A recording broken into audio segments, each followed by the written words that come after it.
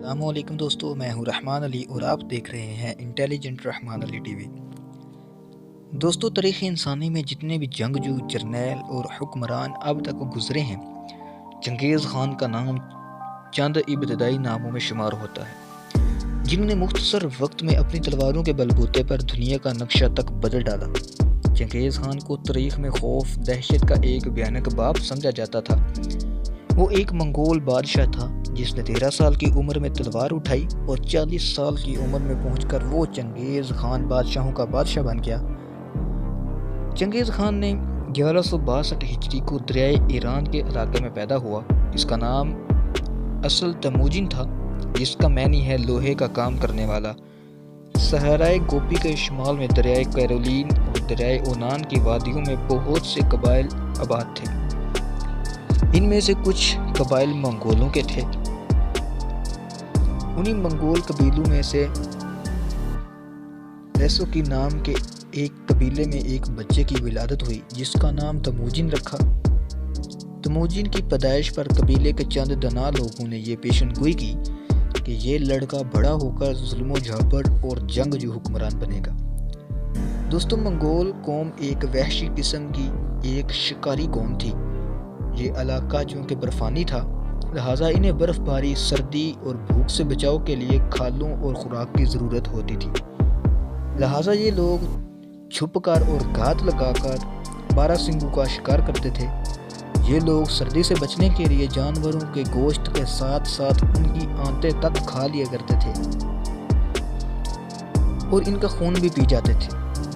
جس دن تموجن پیدا ہوا، اس وقت سینکڑوں خاندان کے اندر تقسیم ہو چکی تھی، حتیٰ کہ ان کا اپنا قبیلہ بھی ان سے ناراض تھا۔ ابھی تموجن چھوٹا ہی تھا کہ اس کے باپ کو اس کے دشمنوں نے زہر دے کر مار دیا۔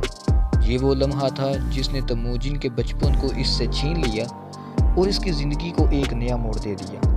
اس وقت وہ بالکل تنہا ہو چکا تھا، لہٰذا اپنی ماں کے زیر سایہ اپنے بہن بھائیوں کے حملہ پروان چڑھتا رہا۔ اس کی ماں اکثر راتوں کو اٹھا کر اس کے آباء و اجداد کی بہادری اور جرأت کے واقعات سنایا کرتی تھی، جن کا تموجن پر بہت گہرا اثر ہوا کرتا تھا، اور اس کی وجہ سے وہ بچپن سے ہی نہ ڈرنے والا اور بہادر بن گیا تھا۔ یوں وقت گزرتا گیا اور آخر کار 1175 کو اسے اپنے قبیلے کا سردار بنا دیا گیا۔ مگر اس کے اپنے ہی قبائل آپس میں لڑنا شروع ہو گئے اور اس نے ان کو اپنے زیر اثر کرنے کی بہت کوششیں کی۔ کیونکہ اس وقت منگولیا پر بہت سے حکمرانوں کی حکومت تھی، لہٰذا صورتحال کا جائزہ لینے کے بعد تموجن نے نہایت سمجھداری کا مظاہرہ کیا اور تمام سرداروں کو اکٹھا کیا اور مل کر دیگر علاقوں کو فتح کرنے کا منصوبہ پیش کیا، جسے انہوں نے خوب سراہا اور اس کی دانش مندی کے قائل ہو گئے اور متفقہ طور پر اسے اپنا سردار تسلیم کر لیا اور دریائے اونان کے کنارے پر اسے چنگیز خان کا لقب دیا۔ اس نے چین کو 2 بار فتح کیا اور 1214 اور 1218 کو 2 ریاستوں ہیا اور کن پر قبضہ کر لیا۔ دوستو، چنگیز خان کی حکمت عملی اور منصوبہ بندی نے چین کی کمر توڑ ڈالی اور وہ بے بس ہو کر رہ گئے۔ اسی دوران چنگیز خان کی فوج چین کی سرحدوں کی کافی واقف ہو چکی تھی، لہٰذا اس نے آس پاس کے ان شہروں کو فتح کرنے کا ارادہ کیا جن کے گرد قلعے بنے ہوئے تھے۔ اس نے جنگی حربے اور خوف کو استعمال کیا جو پھیل چکا تھا۔ اس نے چین کے لشکروں کو ڈرانے کے لیے یہ اعلان کیا کہ جو منگولوں کے سپاہی سے جنگ کرے گا، اس میں سے کسی کو بھی زندہ نہیں چھوڑا جائے گا، اور جو چنگیز خان کی اطاعت کرے گا اس کو کچھ بھی نہیں کہا جائے گا۔ دوستو، چنگیز خان کی زندگی کا اہم واقعہ 1219 کو پیش آیا، جب اس کے چند سفیر جو کہ مختلف ممالک میں بھیجے گئے تھے جاسوس بنا کر، وہ قتل ہو گئے۔ چنگیز خان کے اس واقعے کو عالمی سطح پر ابھارا اور اسی دن وہ دنیا کو فتح کرنے کے ارادے سے نکل پڑا۔ اسی سال اس نے شمالی چین اور افغان سرحد کے کئی علاقے فتح کیے۔ اس کے علاوہ بخارا، سمرقند، شاپور، ہرات، آذربائیجان، تبریز اور خراسان پر حملہ کر کے انہیں فتح کر لیا۔ اس کی فوجوں نے جنوبی روس اور شمالی ہند تک اس کی فوجیں پھیل گئیں۔ وہ 6,500 کلومیٹر کا مالک بن گیا۔ اس کی سلطنت شمالی چین سے جورجیا تک پھیلی ہوئی تھی، اور اس نے اتنی بڑی سلطنت کے حصول کے لیے 84 لاکھ لوگ قتل کروا دیے تھے۔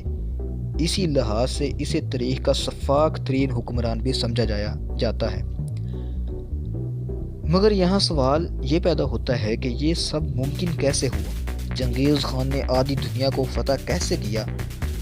دوستو، یہ ایک بہت ہی دلچسپ حقیقت ہے۔ در حقیقت بچپن سے ہی جرأت اور بہادری کی بدولت مشہور ہونے والے چنگیز خان نے جنگی حکمت عملی کے لیے بہت سے فارمولے اپنائے تھے۔ پہلا فارمولہ اس کی رفتار تھی۔ اس کے لشکر کی رفتار بہت زیادہ تیز تھی۔ وہ ایک ہفتے میں وہاں پہنچ جاتا تھا جہاں دوسرے لشکروں کا 1 مہینہ لگتا تھا۔ اس مقصد کے لیے اس نے پیدل دستے ختم کر کے سارا لشکر گھوڑوں پر منتقل کر دیا تھا۔ اس کے ہر سپاہی کے پاس 3 گھوڑے موجود ہوتے تھے، اور دوران سفر جب کسی سپاہی کا گھوڑا تھک جاتا تھا تو وہ اس گھوڑے کو ذبح کر دیتا تھا۔ اس کا خون دوسرے گھوڑوں کو پلا دیا جاتا تھا اور اس کا گوشت کاٹ کر اپنے پاس رکھ لیتے تھے، اور وہ سپاہی دوسرے گھوڑے پر سوار ہو جاتا تھا۔ اسے چنگیز خان کا لشکر بغیر رکے آگے بڑھا چلا جاتا تھا۔